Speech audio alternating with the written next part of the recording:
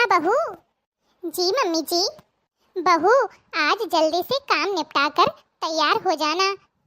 वो क्या है ना, आज मेरी बचपन की सहेली आने वाली है। और हाँ, ढंग की साड़ी पहनना, क्योंकि पुष्पा बहुत अमीर और हाई फाई है। बड़े रईस घर में उसकी शादी हुई थी। अच्छा ठीक है मम्मी जी। लगता है पुष्पा आ गई। बहू, दरवाजा खोलो। क्या बहू, माँ बाप ने नहीं सिखाया है कि बड़ों के पैर छूते हैं? ओह सॉरी आंटी जी। चरण स्पर्श आंटी जी। खुश रहो बहू, मैं तुम्हारी शादी में नहीं आ पाई थी, इसीलिए विमला के बार बार बुलाने पर आ गई। सोचा कुछ दिन सखी के यहाँ रहना भी हो जाएगा और नई बहू से सेवा भी ले लूंगी। विमला, तेरी बहू तो सुंदर होने के साथ साथ सुशील भी है। सुना है बहुत पढ़ी लिखी भी है। अरे हाँ पुष्पा, वैसे भी मुझे तो अपने बेटे के लिए पढ़ी लिखी लड़की ही चाहिए थी। सही कह रही हो विमला। अच्छा तो पुष्पा चलो, बातें तो बाद में भी हो जाएंगी, पहले फ्रेश होकर कुछ खा पी लो। वैसे भी 2 बज गए हैं और तुम भी बहुत थक गई होगी। लंबा सफर तय करके आई हो तो भूख भी लगी होगी। हाँ यार, सच में बहुत ज्यादा थकान हो रही है। अच्छा आंटी जी, आप फ्रेश हो जाइए, तब तक मैं आपके लिए खाना लगा देती हूँ।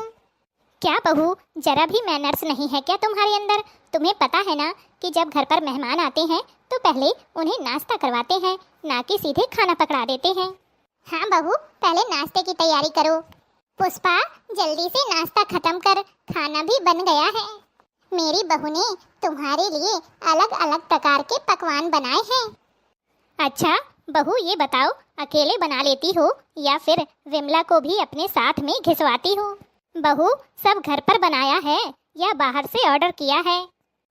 नहीं आंटी जी, मैं जानती हूँ आप बाहर का नहीं खाती हो और मैं मम्मी जी से काम नहीं करवाती, वो तो अपनी मर्जी से मेरी मदद करवाती हैं। हाँ, पर आजकल की पढ़ी लिखी बहुएं तो जानबूझकर अच्छा खाना नहीं बनाती हैं ताकि उन्हें आगे से कोई बोले नहीं। अरे पुष्पा, आज भी तुम बदली नहीं हो, जैसी थी वैसे ही हो। वैसे बहू, एक बात कहूँ, खाना सच में बहुत ही स्वादिष्ट बना है। मन तो कर रहा है कि उंगलियाँ चाटती रहूं। थैंक यू आंटी जी। चलो, इस परीक्षा में तो तुम पास हो गई, अब तुम्हें दूसरी परीक्षा के लिए तैयार रहना है। अच्छा मम्मी जी, अब मैं भी खाना खा लेती हूँ। ये क्या बहू, खाना खाने से पहले सास के पैर दबाते हैं, यह भी नहीं सिखाया है क्या तुम्हारी माँ ने? मेरी बहुएं तो आज भी मैं कहती हूँ तभी खाना खाने को बैठती हैं और पैर दबाए बिना तो कभी खाना नहीं खाती हैं। तुम तो ज़्यादा पढ़ी लिखी हो, इन सब बातों को कहाँ समझोगी? आंटी जी, आप लोग खाना खा लीजिए, फिर मैं पैर दबा दूंगी। अच्छा बहू, एक बात बताओ, तुम तो पढ़ी लिखी हो, ये साड़ी वाड़ी क्यों पहनती हो? जरूर विमला दबाव बनाती होगी।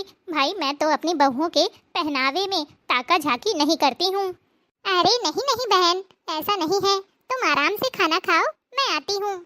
बहू, थोड़ा ध्यान रखना, मैं अभी आती हूँ। जी मम्मी जी। हमारे यहाँ तो बहुओं को पूरी आज़ादी है। बहू, अगर तुम कहो तो मैं बात करूँ विमला से। अच्छा, मेरी बात ध्यान से सुनो, मैं तुम्हें बेटी समझकर बता रही हूँ, घर का पूरा काम मत किया करो, नहीं तो विमला को आदत पड़ जाएगी। आधा काम सास के हिस्से में रख दिया करो, वरना बहू कम नौकरानी ज्यादा बन जाओगी। यह क्या, मम्मी जी के सामने कुछ और पीठ पीछे कुछ और। मैं सब समझ रही हूँ आंटी जी, आप हमारे हंसते खेलते परिवार में फूट डालने का काम कर रही हैं। नहीं नहीं आंटी जी, मम्मी जी ने मुझे मना नहीं किया है, मैं तो खुद ही साड़ी पहनती हूँ और हम दोनों मिलजुल कर घर का काम करते हैं, एकदम माँ बेटी की तरह। देखो विमला, तुम बहुत भोली हो, बहू की लगाम जरा कसकर रखोगी तो अच्छा होगा। हाँ? और नहीं तो क्या, घर का आधा काम करवाती हो, ऐसे ही करती रहोगी तो तुम्हें एक दिन घर की नौकरानी बनाकर रख देगी। सास हो, सास बनकर रहो। वैसे भी तुमने घर तो बेटे के नाम पर ही कर दिया है। बहू पता नहीं कब तुम्हारे बेटे को बहला फुसलाकर अपने बस में कर ले। ज्यादा पढ़ी लिखी बहुएं ऐसी ही होती हैं, मैंने कई घरों में देखा है। और तेरी बहू तो शकल से चंट नजर आती है। मुझे नहीं लगता कि उसको तुम्हारी कुछ पड़ी है। कई दिन से देख रही हूँ, कभी तुम्हारे पास बैठकर क्षण भर के लिए बात तक नहीं करती। रात हुई नहीं कि कमरे में जाकर सो गई, बिना कहे तो कभी पैर भी नहीं दबाए। ये क्या खाक सेवा करेगी? ये क्या, आज तो इन्होंने हद ही पार कर दी। अगर आज मैं चुप रही तो मेरे घर को बिखरते समय नहीं लगेगा। मैं माफी चाहूंगी, मैंने छुपकर आप लोगों की बातें सुन ली। आंटी जी, आप बड़ी हो तो क्या आप कुछ भी बोले जाएंगी? हमारे हंसते खेलते परिवार को देख खुश होने की बजाय आप हमारे घर में फूट डालने का काम कर रही हैं। हाँ, मम्मी जी भोली हैं, लेकिन मैं चालाक हूँ। आपकी अपने घर में चलती ही नहीं होगी। माफ करना, लेकिन आप जैसे इंसान न अच्छी बहू बन सकती हैं और ना ही अच्छी सास। कृपया करके मेहमान की तरह रहें और जाएं। बहू? जिस घर में ऐसी बहू हो वहाँ मैं 1 मिनट खुद नहीं रुकना चाहूंगी। मैं अभी जा रही हूँ। अरे नहीं पुष्पा, तुम बहू की बातों का बुरा मत मानो। थोड़ी देर में पड़ोस की सभी औरतें आने वाली हैं। मैंने सबसे कह दिया था कि मेरी बचपन की सहेली आई है। तुम ही तो चाहती थी कि घर में गाने बजाने हों। बहू की तरफ से मैं माफी मांगती हूँ। मम्मी जी, आपको ऐसे लोगों से माफी मांगने की कोई जरूरत नहीं है।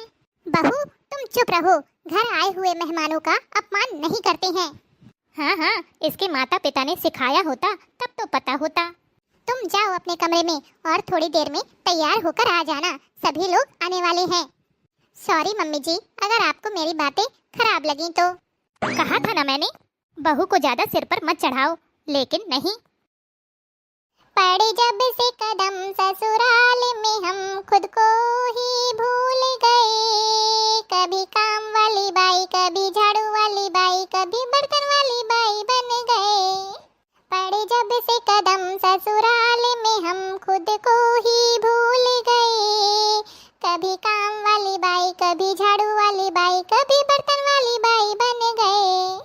मेरी अच्छी अच्छी, मेरी प्यारी प्यारी सासू बातें कम बनाया करो। कभी झाड़ू कभी पोछा, कभी पोछा कभी झाड़ू मेरे साथ करवाया करो। मेरी अच्छी अच्छी आंटी, मेरी प्यारी प्यारी आंटी झगड़े कम कराया करो। कभी बर्तन कभी कपड़े, कभी कपड़े कभी बर्तन मेरे साथ धुलाया करो। बहू, ये क्या हो गया है तुम्हें? कैसे गाने गा रही हो? अरे मम्मी जी, ये तो बस शुरुआत है, आगे आगे सुनती जाइए। देख रही हूँ विमला अपनी बहू के हाल। मैं कहती थी ना, ज्यादा सिर पर मत चढ़ाओ, वरना एक दिन सिर पर ही नाचेगी। सासू रानी ना हमको सताना, बिन बात ना झगड़ा मचाना। दिल से सेवा करूंगी तुम्हारी, हर बात सुनूंगी तुम्हारी। बस लॉकर में ताला ना लगाना, बिन बात ना झगड़ा मचाना। सासू रानी ना हमको सताना, बिन बात ना झगड़ा मचाना। देख रही हो, कह रही है लॉकर में ताला ना लगाना।